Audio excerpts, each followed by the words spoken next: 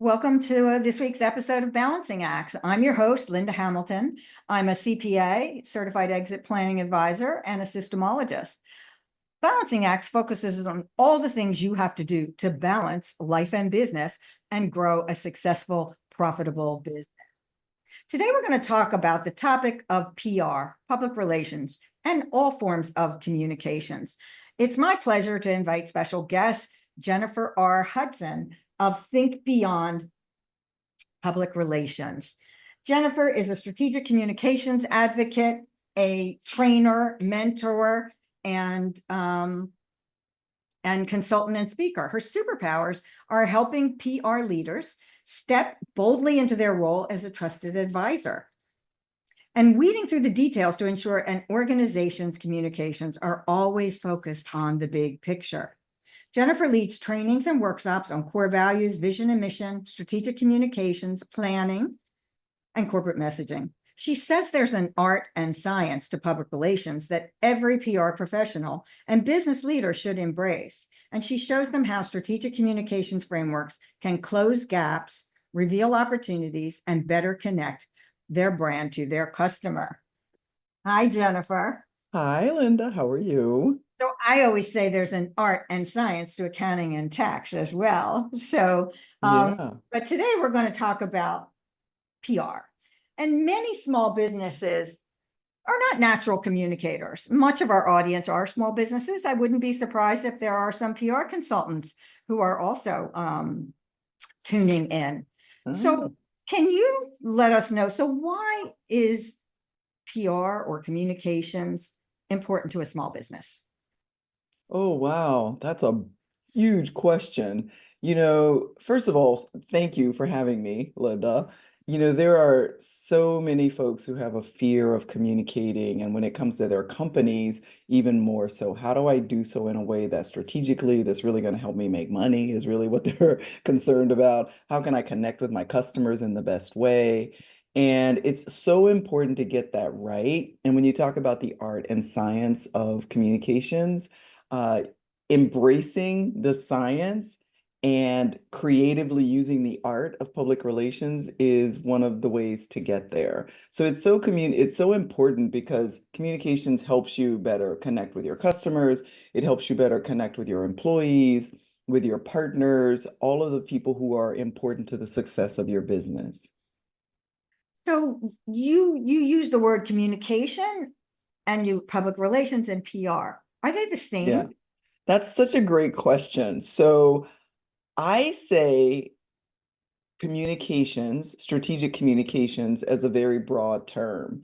The accurate way to describe our profession is public relations.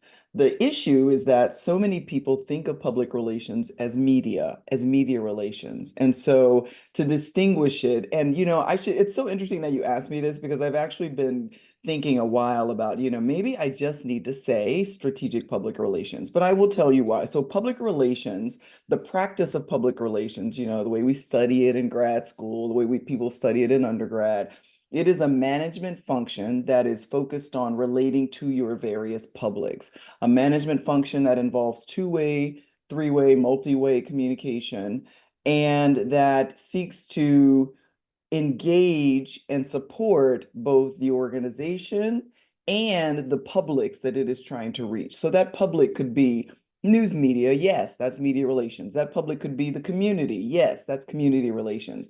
That public could be government officials, so government affairs. That public could be investors, so investor relations. That public could be donors, so donor and fundraising relations.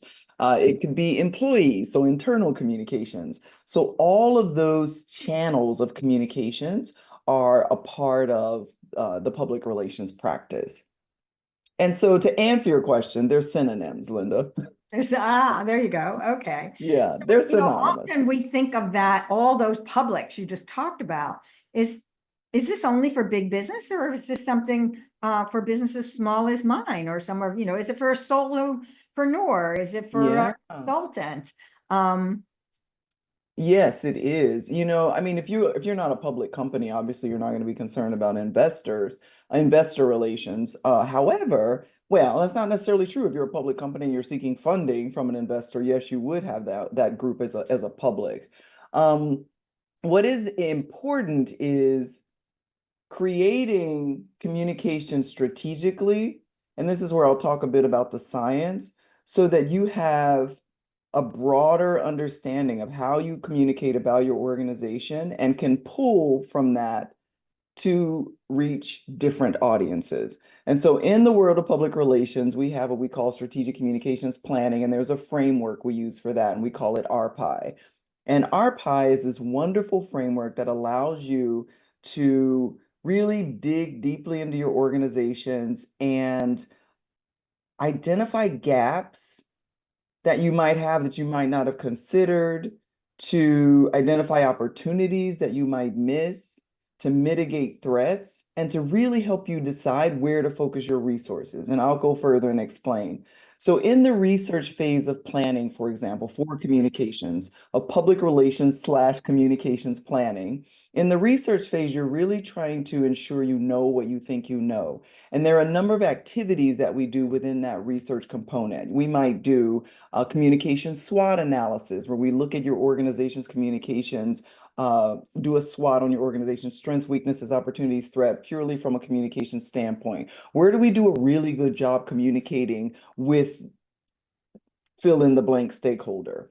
Where are there opportunities for us in the marketplace to communicate better that we may not have considered? You can also do things like what we call communications audits, where you can look at, like, let's say you're on social media and you're on Instagram, you're on LinkedIn, maybe you do email marketing, maybe you've gotten media coverage, maybe you're consistently trying to seek media coverage. You would look at a sampling of all of those communications channels to identify consistencies, discrepancies, inconsistencies, opportunities to communicate better. Like, what is it that we're communicating about our organization? Are our social media posts always just, happy donut day, or are we really communicating about the goals of our organization? And so you have an opportunity in the research phase to really explore that. This is also the time where you can consider your core values and where they're actually showing up in the operations of your business. Are we communicating our core values? Do we have core values? That's a really important question for small business owners. And I really believe that core values drive everything you are as an organization. So then in the planning phase, I know I'm going a little deeply into Well, this. I was just going to say for a moment, because we're going to take a short, we're not quite ready for a commercial, but Yeah, and then I want to definitely talk about core values as we move on. But yeah. a lot of what you're saying, there's strategy and then there's the tactical. And I do a lot of that with my customers and students in my one-page business plan workshops. And so the tactics of you're on social media, I think a lot of small businesses, the only communications they're doing are in email or Mhm. posting on social media, whatever they're doing. They're not doing a lot more. They're probably not that strategic yet with these things. So on tactical, when it's a goal, you probably have to decide, what do you want to get out of it? Do you just want someone to know you're there? Do you want someone to answer you? And we have about a minute left before we take a commercial. Okay. Yeah, Let's it's actually, go. and we'll talk about this when we come back also, but that's why this process is so important, because in the next phase is where you start to talk about goals, where you talk, first of all, what are we trying to achieve as a business? Where do we want our business to be in the next 1 to 2 years? How can communications help us get there? So once you've gathered all those insights from research, then you're ready to say, okay, we know now what we've looked at. Like, we know how our brand is perceived. We know what our staff think about our brand, because that's another thing you can do, is stakeholder interviews, interview your staff. Now, how do we use that information to set communications goals, to decide what our strategy will be to reach those communications goals, to achieve what we said we wanted to achieve with our business? And then what are the tactical areas that we need to address to be able to help us reach the goals? And those have to be tied to, in the PR world, we call those have to be tied to objectives and have to be measurable. So we can get into that when we come back. But yeah, a lot of folks jump straight to tactics, and it's so important to go broader first. Yes, we're going to take a commercial break now, but I would say if you get from this tactics without strategy will not get you anywhere. And strategy without tactics, the strategy won't get implemented. So that's important. Join us again in a moment, and we'll talk about internal and external communications.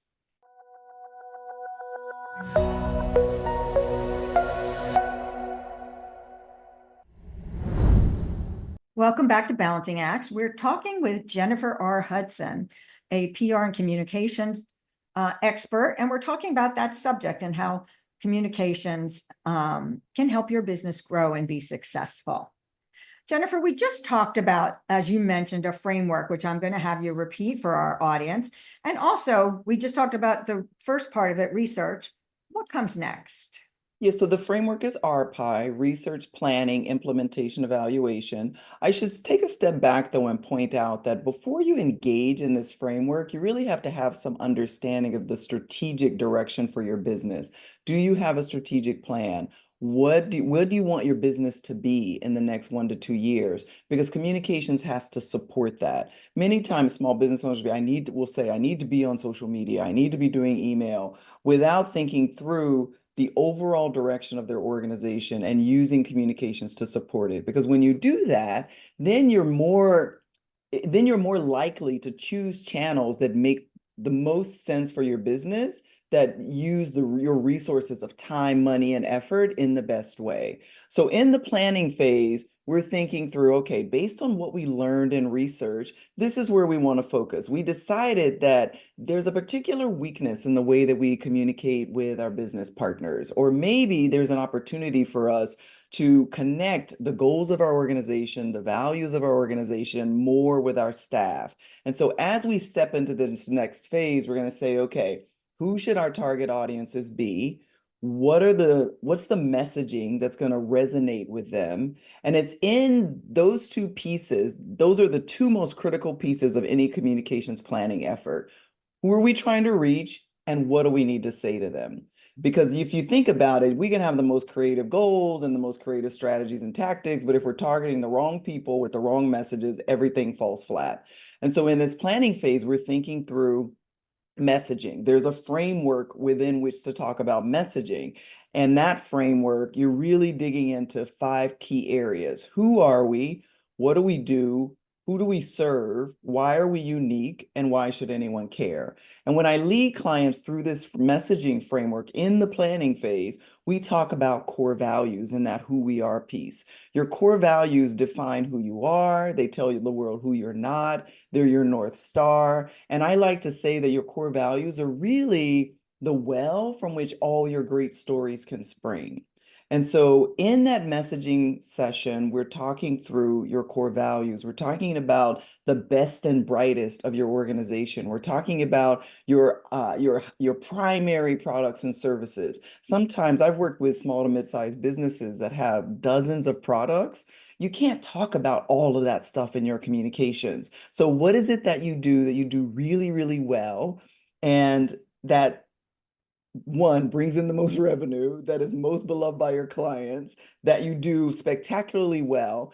That's the focus for your communications. Once you get people in the door, you can tell them about products A, B, C, D, E, F, B, C, D, E, F, and G. But what's product A? What are your primary, unless you could even say your top 1 to 3, but what are the primary products and services? So in the messaging session, you're thinking through all of these things. Once you've got, and then, I have also done these sessions with folks who will have very different ideas about who their target audiences should be. Some folks will say, oh, it's news media because we need to get the word out. Oh no, it's our business partners because we need to develop these relationships. Oh no, it's our customers because they're not as engaged with our product. Number one, first, yes, it's probably always your customers, but number two, it's probably always your employees as well. And so you've got to decide when you're thinking through who is it that we most want to reach, and then you drill down from there to say, okay, we know who we want to reach, we know what we want to say to them.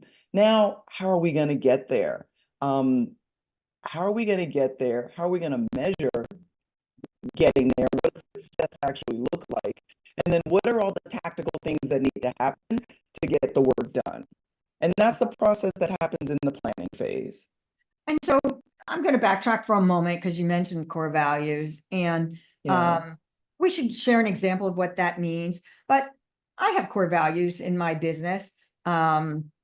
We're a CPA firm and a exit planning coach. I'm also a business coach and a teacher. And so core values for us are continuous learning and teaching, because you never stop learning and you need to Yeah. make sure you're teaching as well.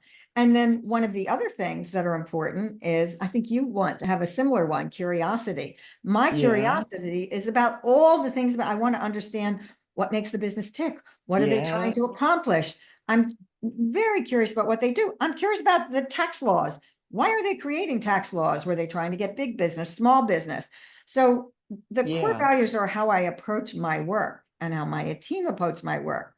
Um, is that the same as culture? I think core values, culture, are they the same or are they different? Well, well, your core values certainly influence your culture. Your core values drive culture. And so I always say that your core values have to be operationalized in your business. And what that means is, I'll give you a perfect example. This is kind of a small, but I'll give you an example. One of my core values, Linda, is laughter. I Right. work for myself. I'm a small business owner. I like to enjoy the people that I work with. And I have a tangible way that laughter shows up in my business. And this is important because your core values have to show up in tangible ways in your business. And we get at this during the messaging session. So I have a due diligence, and you probably do the same thing with your clients. I have an extreme sort of due diligence process with my clients where I'm trying to understand every single aspect of their business. I call it my 3 C's: your company, your competitor, your customer, your competitors. And through those 3 C's, I really dig into a business. Now, I do preliminary work before I'm hired with a client to explore their organization, but still looking at those 3 areas, asking questions of the folks to make sure that they understand the value that I bring. And if I sense that I'm not going to enjoy a relationship, I have turned down business. I'm attaching but there's a budget implication, a revenue implication to that value for me. And so what I always say is, you can tell how committed a company is to its values by following the money trail. Is there a budget attached to that? If we say that we love our customers, that we value professional development for our employees, are we investing in those areas? Are we investing in customer service training for our employees? Are we investing professional development training for our employees? And so many small to mid-sized businesses um, feel hard pressed to do that, but it's so important to think through how you are tangibly living out your core values. And when I do core values workshops with organizations, I start at the individual level. There's this exercise I call mirror mirror, where a leader has to actually consider the core value from their own lens. Where is it showing up in my leadership? Where is this value? How am I engaging with my staff members and when I with through this core value, through the lens of this core value? How am I and at an organizational level, how is this value showing up in the way that we treat, engage, and service our customers? It has to be very deep. So your core values shape your culture. They can inform the way that you hire. They should inform the way you hire, the way you fire, the way you partner, all of that. So your core values are critical and they inform culture. And I want to make sure that, some of our audience are solopreneurs. They're very small. They don't have a Yeah. budget yet to do these things. So you can Google core values and do a little exercise yourself. They're kind of informing who do you want, what customers you want to work with, what employees you want to work with. I also like to make sure there's a slight distinction between, if you take a lot of these personality assessment traits, behavioral assessments, really personality, they're really about behavior and motivation. Um, Oftentimes when you're very small, you want to make sure you're not having everybody in the company thinks exactly the same way. Big companies they have diverse thinking, right? You have, when you're Not small, always. gaps, right? So we want to make sure. I remember when I did my Colby assessment, they said, I'm a high fact finder, and that means I could take forever to get through some research. So you need somebody to say, no, we need a low fact finding here, and we need a doer, a quick start. So Yeah. core values might be sometimes confusing to small businesses in that they're important to develop as you grow. Um, See, and I would say, Linda, that your core values are important when I speak, especially when I mentor early stage founders. I mentor and coach nonprofit and small business and solo entrepreneurs through a few different organizations here in South Florida. And I encourage them to go through the process of establishing core values early on because they help you make better decisions. And there is also a framework to develop your core values. First, just identifying what they are, what you want to, how you want to show up in the world, uh, identifying them and then defining them. What do they mean to you? Because your core values, the core value of honesty or an integrity could mean a number of different things to other companies. What does it mean to you? Honesty for one company might mean that we always tell the truth to our staff. Honesty to another company could mean that we're very transparent in our books, right? You appreciate that as a CPA. And so what are those core values? How do you define them for your organization? And I always encourage people to consider a definition that has internal implications and external implications. And then after you define it, how does it show up in tangible ways in my business? Because again, if I can't point to a system, a practice, a KPI where people are being held accountable to that value, it's not going to mean very much, which ultimately impacts culture. And I do agree with you. I'm just pointing out that sometimes when they can't find budget, this is balancing acts. You got to balance your cash, you're balancing your profitability. So if you can't afford to hire an expert, Jennifer, what you're sharing is critically important to identify and define them. But wherever you're balancing your cash, go out and do some due diligence for yourself and some research and make sure you get started, even if you aren't quite ready yet for that workshop. And there's probably some classes you can take as well that are not Yeah. as that are a good start on the subject. We're going to take a commercial break and we're going to come back and talk some more about internal and external communications and give you some examples.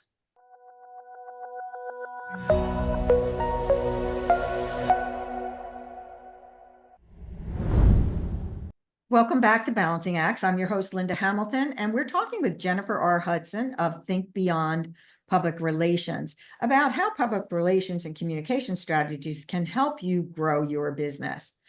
Jennifer, we talked about the RPI framework, and we talked the first two segments about research and planning. Can you summarize for us and then take us through the next part of the? Yeah, sure. Sure. And let me first also say that for small business owners, solopreneurs, PR consultants who might be listening to this, for the PR folks, I definitely would love for you to dig into the framework and learn it and understand it because it just makes you a better consultant for your clients. For small business owners, it's just important to understand that there is an art and a science so that when people are managing communications for you, you know what they should be doing to service your business. So in the research and planning phase, we're making sure we know what we think we know. The planning phase is where all the magic happens. We're talking about target audiences, messaging, the channels of communication we're going to explore. We're setting measurable objectives. What do we want to achieve, time oriented, by how much, when, all of that happens in that planning phase. In the next phase, then we're really trying to accomplish three things. Who's going to do what, when, and with what budget. So we're thinking through roles and responsibilities. And as a communications professional, as a small business owner, if we've decided Instagram is our channel, is our desired channel, what are we going to talk about in Instagram that we pull from our messaging?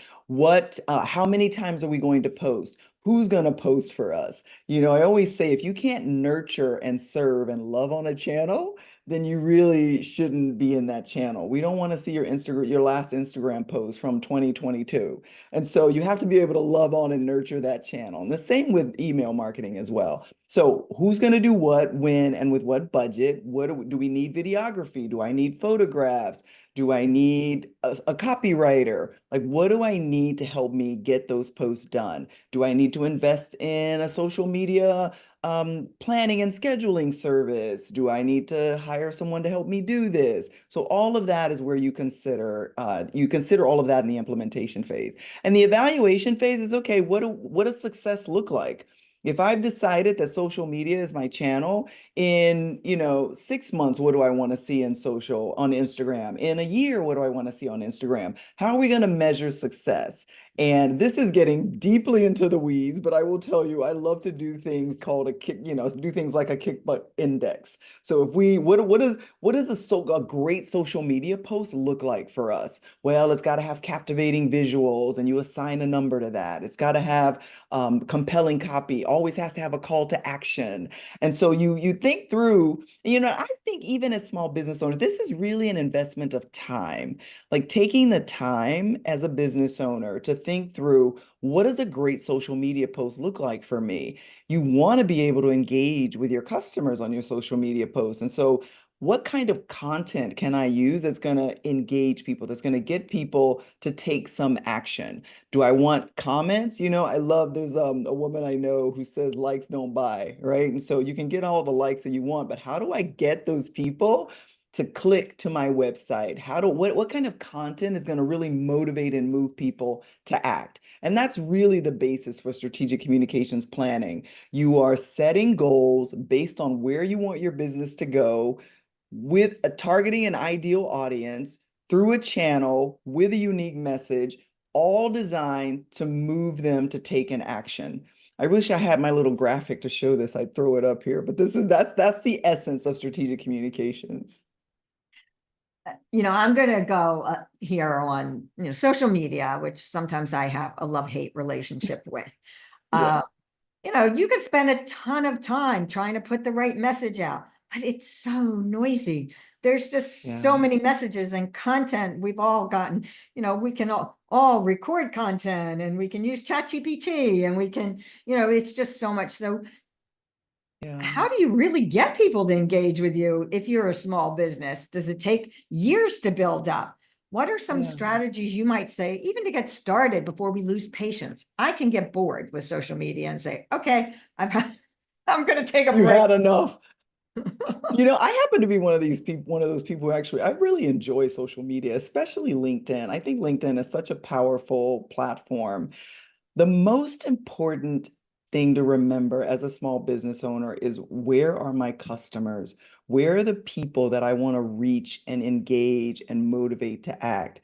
And in order to know where those people live, work, and play, you've really got to talk to them.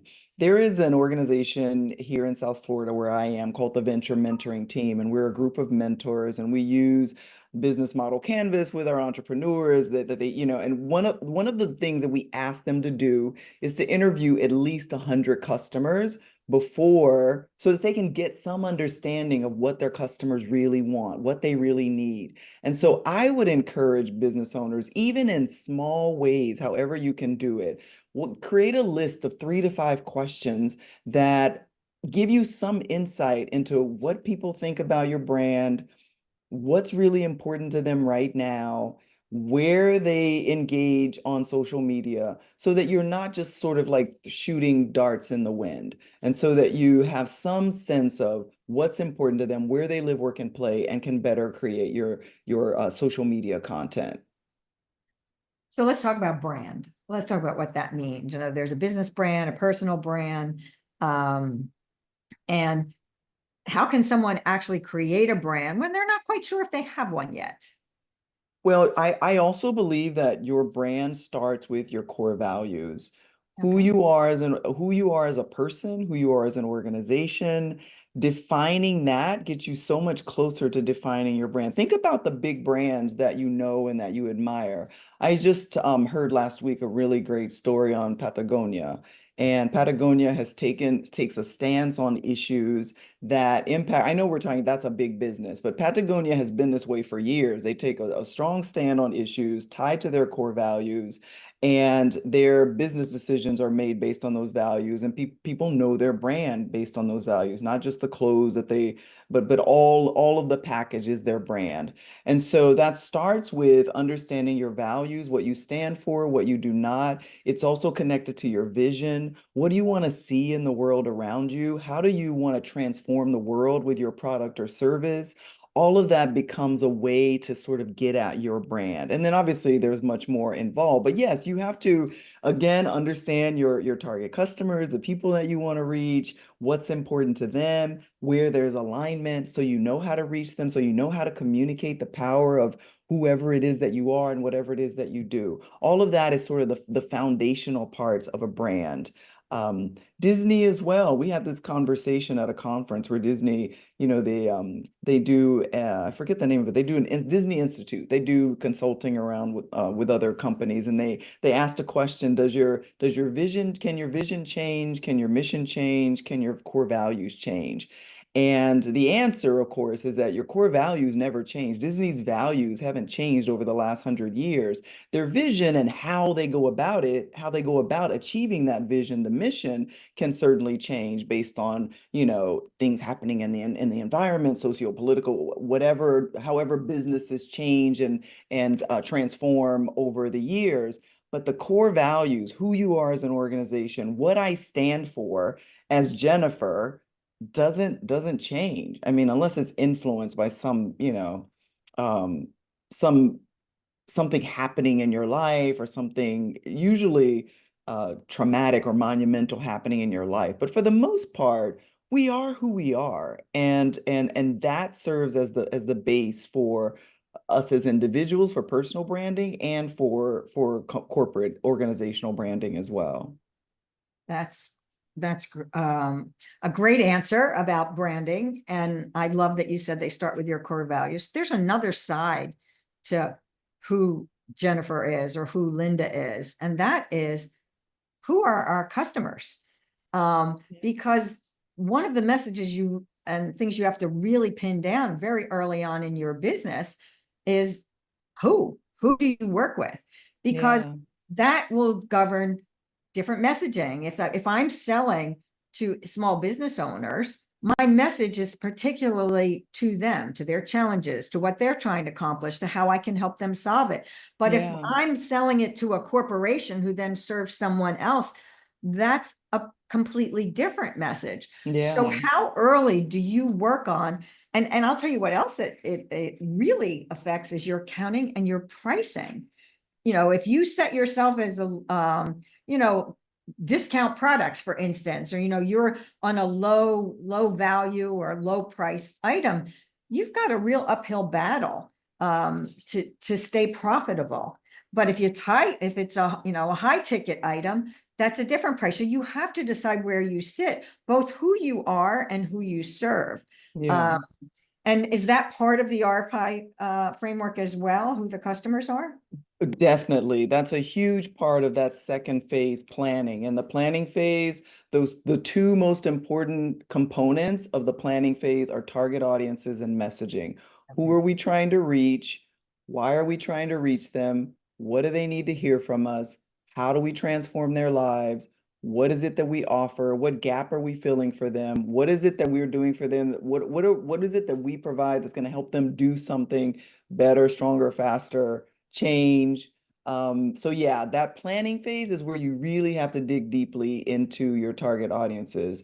That's where you think about things, if you want to use marketing language, or you think about avatars for customers, where you think about, who is it that we really are trying to reach, and what is important to them.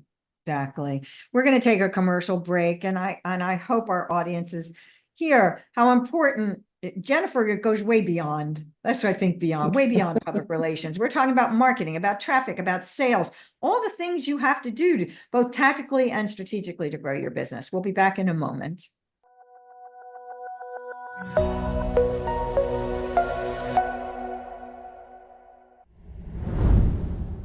Welcome back to Balancing Acts. I'm your host, Linda Hamilton, and we're talking with Jennifer R. Hudson of Think Beyond Communications about the very important topic of public relations and communications. Jennifer, let's talk about you as a business owner. You are an expert. Many of those in our audience are coaches, consultants, and experts, as well as other types of business owners.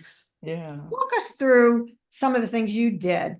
You did your own PR, I assume, but what about some of the other things you had to get with? Like, how did you define Yeah. who you wanted to work with? Oh, I thank you for asking that question. I am a small business owner. I'm also a solopreneur, right? So I'm also a solo business owner, and I work with partners to help me with my work. So years ago, when I first started my business, I knew that I wanted to focus on strategic communications. I knew that I wanted to take organizations through this communications planning framework. But the kinds of customers that I was approaching, they weren't at the same mindset. They thought public relations is media. We want to get media coverage. Can you help us do that? Yes, I can help you get media coverage. I've got media coverage all over the world. I work for three Fortune 100 companies and got media coverage globally. But is that really where your dollar should be going? In the beginning, like all business owners, you take the business. I did the media relations. I took the business. But I had to as I developed those relationships, what I was able to do was in managing the media relations, still take them through my process. We might ultimately land on the fact that media relations was the way to go, but they still knew I was going to do my 3 C's, my research. They still knew I was going to dig deeply into their organizations. They still knew that I was going to help them with messaging. Like all of that still had to happen, even for that one channel of media relations. So I was still taking them through the process. I also started to get very clear about the kind of clients that I wanted to work with. Were they small to mid-sized businesses? Were they larger organizations? Were they nonprofits? And what became very important to me is defining my clients based on how much they understood about the value of public relations and communications. So if I had to continuously uh, explain and communicate and fight for what I know is right for your organization, you're not the best customer for me. I mean, I had to get unapologetic about that. I work with a more sophisticated client who understands the value of public relations, and those could be small businesses or not. The key for me was that they understood the value of the work that I did, and that they understood that if if they go through this process, that they might land somewhere differently than what they thought and end up saving money and time and effort in the process. And so be getting unapologetic about the work that I do has been a journey, and then even getting like I train and mentor public relations professionals. I teach them how to develop communications plans. I teach them how to facilitate the same types of messaging sessions that I facilitate myself. My whole sort of like passion for public relations is all about teaching them to fish.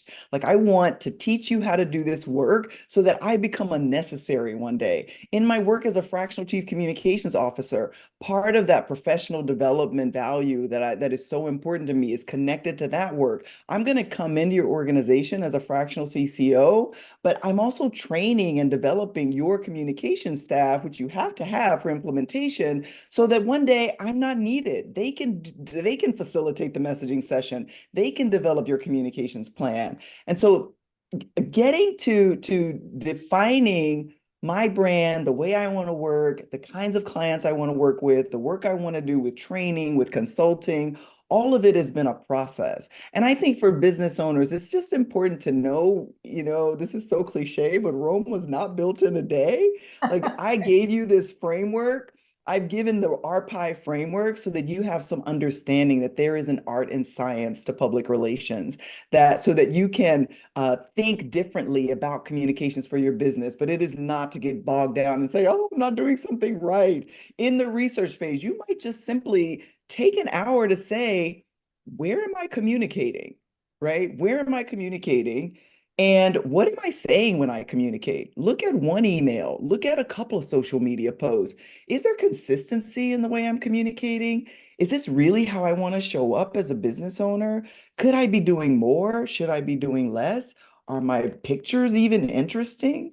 Am I consistent? Because I will tell you the death knell of any small business owner, entrepreneur is the lack of consistency in communications. If you can only post one thing a week, post the one thing a week. If you can only send out one email a month, send out your one email a month. There is an audience for you, and they will consistently look for your content when you show up with it. And so, yeah, so I've kind of like gone on that, but yeah, that's been my evolution as a business owner. And, I also, we haven't talked about this at all, but I also do vocal empowerment work, and getting certified to do this vocal empowerment work has also strengthened me as a business owner. And the And what vocal is that? empowerment, Vocal empowerment. What so is that? yeah, so I'm a certified Step Into Your Moxie facilitator, and it's also based on a framework. It was developed by my business coach. I also think if you can, always have a business coach or a great mentor to support you.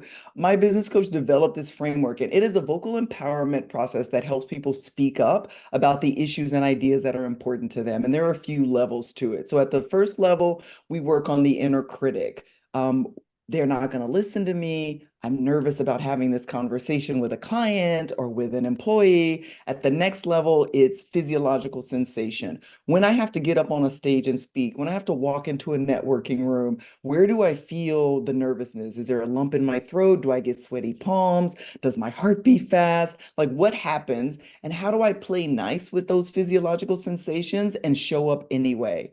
And then at the third level is messaging. What are the words that I need to use that are going to really move people to take action? How do I call people in with my words? The next level is presence. How do I show up with presence on a stage, take up space, as we say? Again, so that you are connecting with your audience, connecting with a partner, connecting with a colleague, connecting with an employee, so that you can motivate and move them to take action. And it's beautiful work that is all rooted in role play and improv. So we do these wonderful role play and improvisational experiences to get people to do this work. And we say that it's big T and little t trauma sensitive, because we realize that people bring trauma that impacts their ability to communicate well, to speak up. And there's a social justice component to it, because we recognize also that if you are the other, the only in an organization, there might be external factors that impact your ability to show up. So how do you work within that and speak up anyway? So yeah, so Very I actually, powerful. it's beautiful work. I merge that work with the work that I do with communications professionals, because I'm going to tell a little secret that the PR people may not want me to say, but I hear it consistently. We lack confidence about the value that we bring to organizations, because we've got, CFOs thinking we're just a cost center, and not understanding that there is a value to the work that we do in organizations. And so being able to, when we see the issues that are happening in organizations, being able to call those out and speak up anyway requires boldness, and it requires us to tap into that framework I talked to you about. When people understand that there is an art and a science to public relations, it makes the work so much easier. And leaders love knowing that there's a science to our work, and that we're not just media pitching, that we're not just, PR, that PR is more than media. I like to say we have to step out of that box. And thank you for sharing that. And You got me on my soapbox, Linda. I'm even happy you mentioned the CFO, because even if you don't have a CFO, I mentioned earlier, the reason we started Balancing Acts is because entrepreneurs, business owners, small business owners, they're balancing priorities of time and money. There's Yes. always something competing for their money. And the importance of communication and values, getting the message out to why you're important. I love that you said that sometimes PR professionals might feel it's hard to communicate value. Well, many small business owners feel that way. It's hard to Yeah. communicate value. Warren Buffett said, price is what you pay and value is what you get. But communicating value is not easy, and every single one of us in business has to do that. So thank Yes. you for sharing that. You also, who are an expert at crafting messages, also worked on communicating your value. You Yeah. said so much in this episode that I wanted to go back to, even about fishing, right? So it took you a while to get to be where you're trained the trainer, and particularly clients who value what you do and Yeah. understand it, so it's not a heavy lift to get them there. How many years did it take you to get there? Oh man. to get to where I am right now, I would say about 10 years. And so, but Yeah, that evolved. Business, it's not a straight path, right? it's not. It's a journey, and It's there's not. roadblocks and there's detours and there's Yeah, all kinds of workarounds, and that's okay because it's we okay. learn on the journey, right? And Yeah. we improve as we go. I So think also it's also getting, you get older, you learn more as an entrepreneur, as an individual, as a person, you get more confident in who you are as a person. All of that has been a part of my journey as a business owner, So yeah, it's really kind of beautiful to think about the training work that I'm doing today. I've been doing the training work for the past, I don't know, 15 years. But really, the step into your Moxie vocal empowerment, being, even the fractional CCO work, I just introduced that a year or so ago. I was like, okay, how can I package all of this stuff I've already been doing into something that is beautiful, that is based on my values of wanting to support communications professionals? How can I connect all those dots? So anyway, again, I got on my soapbox again, on Linda. that So you're note, trying to close us out. I love everything that you've said. Thank you so much. Jennifer, how Thank can you. people find you online, on your social media, on your website?